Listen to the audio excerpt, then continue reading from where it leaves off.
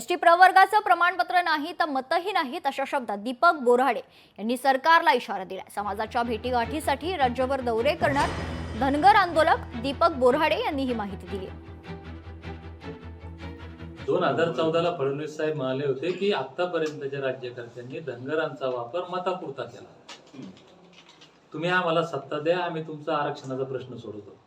त्याच्याच एक 4-6 महिने अगोदर देशाचे पंतप्रधान आत्ताचे नरेंद्र मोदी पंढरपूरला आले होते। खांद्यावर घोंगडं घेऊन हातात ढोल वाजवून म्हणाले होते, धनगर भाइयों, आपको शरद पवार ने वादा किया था कि नहीं किया था, सोनिया गांधी ने वादा किया था कि नहीं किया था, इन लोगों ने आपका यूज किया, वोटिंग लिया और आपको धोखा दिया। त्याच्या अगोदर अटल बिहारी वाजपेयीजी पंढरपूरला आले, त्यांनी सुद्धा खांद्यावर घोंगडं घेतलं, ढोल वाजवला आणि हेच वाक्य बोलले होते। म्हणजे आम्हाला आरक्षणाची लालूच देऊन आमच्याकडनं मतं घेतले, हे फसवलं कोणच त्यांनी। म्हणून आमचं त्यांना सांगणं की आम्ही तुम्हाला मतं दिले, तुमच्या फसव्या चक्रवात आम्ही पहिल्या वेळेस बसलो, आता फसणार नाही।